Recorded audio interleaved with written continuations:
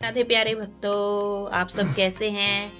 आपका अपने YouTube channel शांति में भक्ति में बहुत बहुत स्वागत है। आज हम कार्तिक महात्म का 14वें अध्याय का श्रवण करने जा रहे हैं। 14वां अध्याय।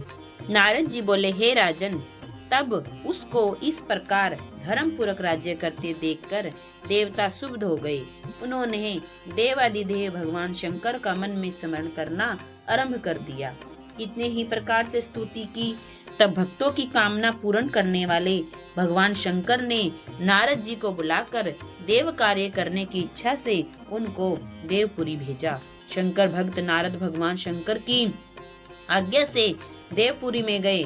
इंद्र आदि सभी देवता व्याकुल होकर शीघ्रता से उठकर श्री नारद जी की स्तुति करने लगे। उत्कंठा भरी दृष्टि से सबने नारद जी की ओर देखा। सबने अपने सब दुखों को कहकर उन्हें नाश करने की प्रार्थना की। नारद जी ने कहा, मैं सब कुछ जानता हूँ, इसके लिए अब मैं दैत्यराज जलंधर के पास जा रहा हूँ। ऐसा कहकर और देवताओं को आश्वासित कर श्री नारद जी जलंधर की सभा में आए।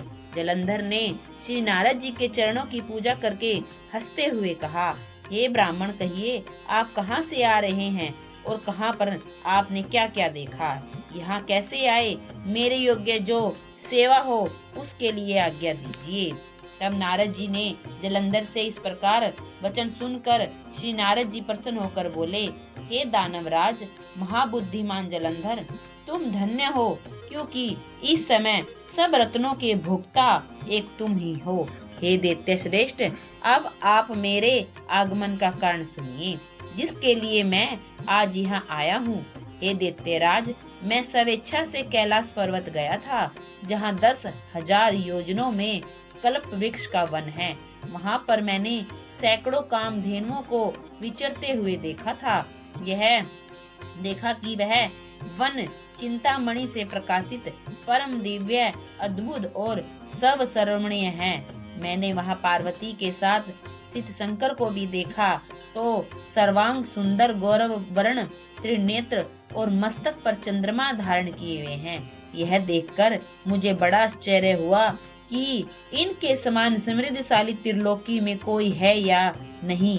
हे दैत्येंद्र, उसी समय मुझे तुम्हारी भी स्मृति का स्मरण हो आया। उसे देखने की इच्छा से मैं तुम्हारे पास चला आया हूँ। यह सुनकर जलंधर को बड़ा हर्ष हुआ। उसने श्री नारद जी को अपनी सब समृद्धि दिखला दी। उसे देख देवताओं का कार्य करने के इच्छुक शिव प्रेरित श्री नारद जी ने जलंधर की बड़ी प्रशंसा की और कहा, निश्चय ही तुम त्रिलोकपति होने के योग्य थे। तुम्हारे लिए ऐसा कौन सा कोई विचित्र बात नहीं है। मैं देखता हूँ कि और तो तुम्हारे पास सब कुछ है, पर किसी की कमी नहीं है। ऐरावत तुम्हारे पास है, उच्च शर्वा घोड़ा तुम्हारे पास है, कल्प वृक्ष और कुबेर की निधि तुम्हारे घर है, मणियों और रत्नों के ढेर भी तुम्हारे यहाँ पर लगे हुए हैं।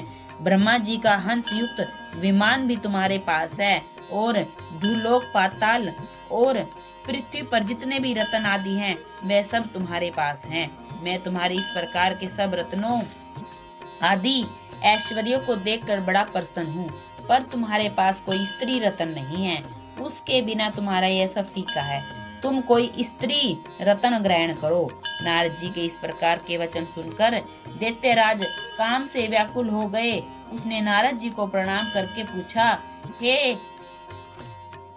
कि ऐसी स्त्री कहाँ मिलेगी जो सब रत्नों में श्रेष्ठ हो। यदि ऐसी रत्न कहीं मिले तो मैं आपका आज्ञा से उसे यहाँ ले आऊंगा।